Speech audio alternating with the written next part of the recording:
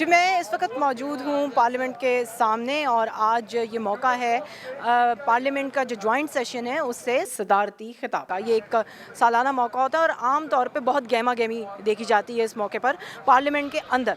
लेकिन इस वक्त आप देख रहे हैं कि पार्लियामेंट के बाहर बहुत ज़्यादा सहाफ़ियों का रश है और इसकी क्या वजह है, वो यही है कि यहाँ पर एक एहतजाज, एक धरना जारी है सहाफ़ती मुख्तलिफ़ तंजीमों की जानिब से।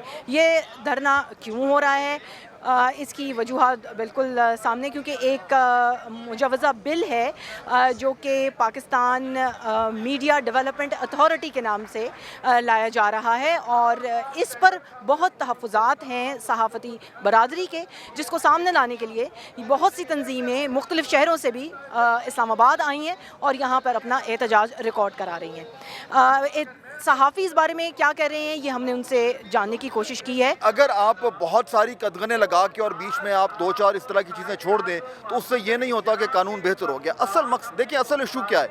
इशू ये है कि अगर आपने कोई भी कानून लेके आना है जिससे आपके ख्याल में मीडिया की बेहतरी होनी है, तो आपको तमाम तर जो जेन्युइन स्टेक होल्डर्स हैं उनसे गुफ्तगू करनी है, उनसे मुज़ाकरात करने हैं, उनकी राय लेनी है और उसके नतीजे में फिर कुछ चीज़ लेके आनी है। यहाँ तो आप देखें, उन्होंने अभी तक बाकायदा जो उसका ड्राफ्ट है वो शेयर तक नहीं किया। यही सवाल हम आपसे पूछते हैं, आपने किस चीज़ पे हमायत हासिल की है? आपके पास जब मुसवदा नहीं है, फिर उन्होंने कुछ पॉइंट्स जो है बुलेट पॉइंट्स में वो सर्कुलेट किया। मकसद ये है कि अगर आप ए से जेड तक उसको उठा के देख लें, शुरू से आखिर तक, वो कहते हैं ना कि पहला जवाब क्या है, वो रेगुलेटरी अथॉरिटी जो है हुकूमत के इंस्टेड ऑफ पब्लिक इंटरेस्ट, वो गवर्नमेंट के इंटरेस्ट को जो है वो सर्व करेगा। जहाँ पे सहाफ़ियों की तरफ से ये कहा जा रहा है कि बहुत सी नई कदगनें जो हैं वो इस नए लॉ के ज़रिए लगाई जा सकेंगी, जिसमें ऐसी शिकें भी शामिल हैं जो पहले किसी किस्म के इलेक्ट्रॉनिक मीडिया की रेगुलेशंस इसमें शामिल नहीं थी। इसमें जैसे कि यूट्यूब के चैनल्स हैं और सोशल मीडिया पर जो लोग काम करते हैं वो भी अब मुख्तलिफ लॉ के अंडर उन्हें जो है वो जांचा जा सकेगा उनके काम को।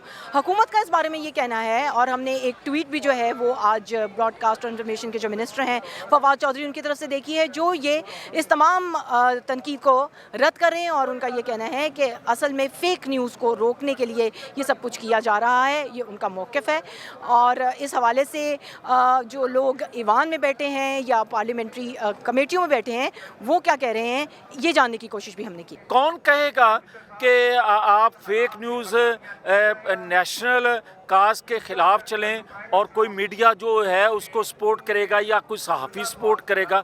कतई कोई तसव्वुर नहीं कर सकता। मगर आप नेशनल इंटरेस्ट की आड़ में आप पाबंदियाँ लगाओगे तो कोई कबूल नहीं करेगा।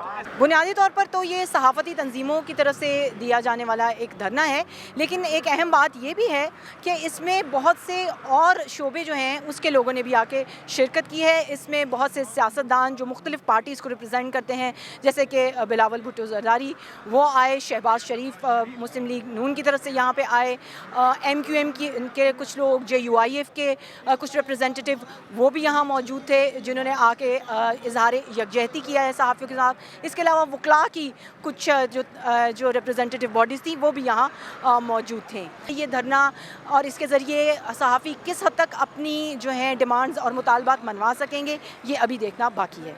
गेतियार Anis, voice of America, Islamabad.